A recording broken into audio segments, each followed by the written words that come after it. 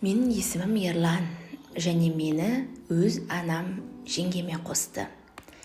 Әңгімені бастамас бұрын қазақша арнаға тіркеліп, әңгімеге лайк басып, комментарийге өз пікірлеріңізді қалдырып кетіңіздер. Ауылда туып өсіп қалаға оқуға келген. Арман мақсаты асқақ қарапайым жігіт едім. Оқу бітісімен ауылға оралып, аудан орталығында шағын жұмысқа орналастым. Бұл 4 жыл бұрынғы оқиға. Ол кезде өмірімнің осылай күрт өзгеретінін, тағдырдың маған мұндай ауыр сынақ дайындап қойғанын білмеппін. Менің ағам Қайрат, менен 4 жас үлкен, өте ақкөңіл, алғыр жігіт болатын. Ол отбасымыздың тірегі, әкеден ерте қалған соң анамыз екеумізді асыраған. Әпкем мен қарындасым тұрмыста, әрқайсы өз шаңырақтарында. Қайрат 2 жыл бұрын ауылдың көркі болған Айжан атты қызға үйленді. Айжан біздің отбасымызға қуаныш әкелген, тіл алғыш, инабатты, ақылды келін болды. Әсіресе анамның көңілін тауып, бірден сыйлы келін атанды. Олар бір-бірін ерекше жақсы көретін. Ағам мен жеңгемнің шаңырағындағы шаттыққа қарап, мен де сондай бақытты отбасы құруды армандайтынмын. Бірақ бақыт ұзаққа созылмады. Көктемнің соңғы айында ағам Қайрат қалаға жұмыс бабымен кетіп, қайтар жолда жол апатына ұшырады. Хабарды естігенде бүкіл әлем тоқтап қалғандай болды. Анамыз еңкілдеп жылап, жеңгем Айжан ес-түссіз күйге түсті. 2 жылдық бақытты өмір бір сәтте күлге айналды. Қайрат кеткенде артында ешкім қалмады. Жалғыз қалған жеңгем мен оның ауыр қайғысы, әрі анамның сынық көңілі біздің үйдің ауыр атмосферасын бұлт торлағандай етті. Анамыз Нұргүл апа ауыр қайғыны ішіне сақтап, сыртқа білдірмеуге тырысты. Бірақ оның көзіндегі мұңды, жүрегіндегі жараны бәріміз сезіндік. Ағамның 40 өтіп, үйге анда-санда кісілер келіп кетіп жүрді. Анам алғашында ешкіммен сөйлеспей, тек Құран оқытып, дұға етумен болды. Мен болсам жеңгемнің көзіне түспеуге тырыстым. Оның қайғыға толы көздері маған ағамды еске түсіріп, жүрегімді қағайыратын. Жеңгем де біздің үйдің еңбекқор келіні болуды жалғастырды. Үйдің шаруасын дөңгелетіп, анамның қасынан қалмай, көңілін аулауға тырысты. Бір күні анам мені өзінің бөлмесіне шақырды. Даусы сабырлы, бірақ қатты бір шешім қабылдағаны көрініп тұр. «Балам, Ерлан», деп бастады анам. «Сен біздің үйдің кенжесісің. Сенің де өмірден өз орныңды табатын, отой құратын кезің келді. Мен оны білем». Мен басымды изедім. Ол маған бір сәтке қарап тұрды да терең күрсінді. «Бірақ менің саған айтар бір өтінішім бар, балам. Бұл менің, марқұм әкеңнің және осы шаңырақтың арманы. Мен сасқанымнан, айт анам, мен сіздің айтқаныңыздың бәрін орындаймын», дедім. Анамның көзіне жас толып, бірақ тез сүртіп алды. Ол маған тура қарады. «Мен сені Айжанға қосамын», деді ол. Менің басымнан су құйып жібергендей болды. Жүрегім тоқтап қалғандай, аузыма сөз түспеді. «Мама», деп әрең үн қаттым. «Дұрыс естідің, балам. Сен жеңгеңе үйленесің», деп анам сөзін жалғады. Қайраттың артында ешкім қалмады. Айжан біздің отбасымыздың бір бөлігі. Ол бізге келін болып келді. Біздің шаңырақтың иесі болу керек. Мен оны қызымдай жақсы көрем. Оның тағдыры біздің үйде шешілсін деймін. «Бірақ мама, бұл қалай болады екен? Ол мен жеңгем ғой, Қайрат ағам». Менің даусым дірілдеп шықты. «Қайраттың да арманы осы олар еді, балам. Бұл аманат. Сен Айжанды жалғыз қалдырмайсың.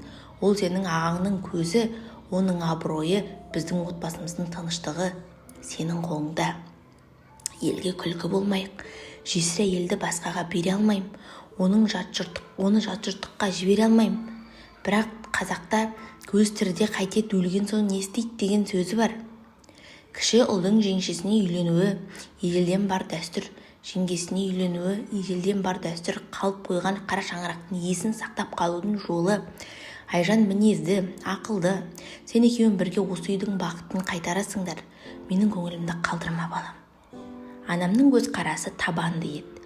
Оның жүзінде тек аналық мейірім емес, сонымен қатар отбасының аманатқа адалдығын сақтауға деген зор жауапкершілік тұрды. Бұл тек жеке шешім емес, бұл бүкіл әулеттің тағдырына қатысты ауыр жүк еді. Мен анамның сөзінен кейін ұзақ уақыт ойландым. Жүрегім екіге жарылғандай болды.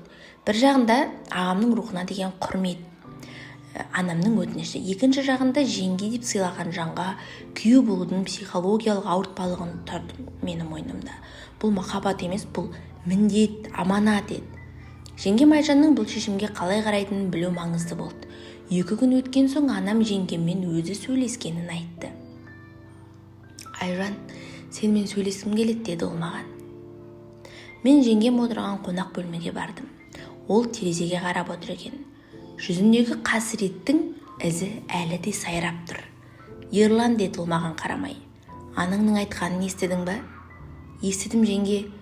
Сіздің ойыңыз қандай деп әрең сұрадым. Ол маған бұрылып қарады. Көздерінен бір кездері ағама деген махаббатының оты сөнгендей, тек сабыр мен тәуекел көрінді. Қайрат, мен бақыттым ет, деді ол дауысы дірілдеп. Мен бұл үйге Қайратпен келдім. Бұл үй менің шаңырағым. Анамның, енемнің айтқаны дұрыс. Мен бұл отбасынан кетпеймін. Менің әкем де шешем де ол үй сенің ендігі тағдырың, шаңырағың сақта, деді. Ол терең тыныс алды. Ерлан, мен сенен махаббат сұрамайым. Мен сенен тек құрмет пен адалдық сұраймын. Бұл біздің аманатымыз бен абыройымызды сақтаудың жолы. Сен Қайраттың інісісің. Мен үшін сен осы шаңырақтың болашағысың. Қайраттың орнын ешкім баса алмайды. Бірақ біз өмірді жалғастыруымыз керек. Мен оның сөзінен кейін бірден тынышталдым.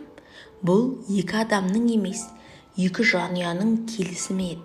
Бұл дәстүрдің, аманаттың және адалдықтың жеңісі еді. Мен сізді құрметтеймін, жеңге, дедім мен. Мамамның айтқаны заң. Мен сіздің күйеуіңіз болам. Біз осы шаңырақтың ұясын жылтамыз, ағамның рухына адал боламыз. Осылайша анамның тікелей бастамасымен және жеңгемнің келісімен біздің тағдырымыз тоғысты. Бұл махаббаттан емес, жауапкершіліктен туған неге еді. Бұл қара шаңырақтың аманатын сақтау үшін жасалған батыл қадам болды. Көп ұзамай Айжанның аяғы ауыр болды. Бұл хабар қара шаңыраққа зор қуаныш әкелді. Нұргүл ананың жүзінен ұзақ күткен бақыттың нұры көрінді. Ол Қайраттың әулеті үзілмегеніне, қара шаңырақтың мұрагері келе жатқанына шүкір етті. Елдің сыбысы басылып, туыстар мен ауылдастар да бұл некені дәстүрдің жалғасы деп қабылдады. Айжан ұлды болды. Нұргүл анам немересін қолына алғанда, оның көзінен қуаныш пен қайғының араласқан жасы ақты. Ол баланың марқұм ұлы Қайраттың атын беріп, осылайша оның рухын ұлықтады. Ерлан әйелінің және ағасының аманатын, баласын ерекше қамқорлықпен бақты. Ол Айжанға деген құрметін шынайы сүйіспеншілікке ұластырды. Айжан да Ерланның ерлікке толы адалдығын бағалап, оған ақ жары болды. Енемнің өзі жеңгеме қосқан бұл неке 2 жастың жеке бақыттан гөрі қара шаңырақтың тұтастығын, дәстүрдің беріктігін және аманатқа адалдықты дәлелдеген оқиға болды. Олардың шаңырағында баланың күлкісі Қайраттың рухына тыныштық беріп, Нұргүл ананың өмірін мәнді етті. Ерлан мен Айжан қиындыққа мойымай, бірлік пен төзімділік арқасында өздерінің бақытты болашағын бірге құрды. Сіздермен болған өмірден алынған арнасы тек қана шынайы өмірде болған оқиғаларды ғана жариялаймыз. Бұл оқиға осыдан 27 жыл бұрын орын алған оқиға. Видеоға лайк басып, комментарий қалдырып, пікірлеріңізді жазып кетіңіздер. Парақшаға жазылуды ұмытпаңыздар.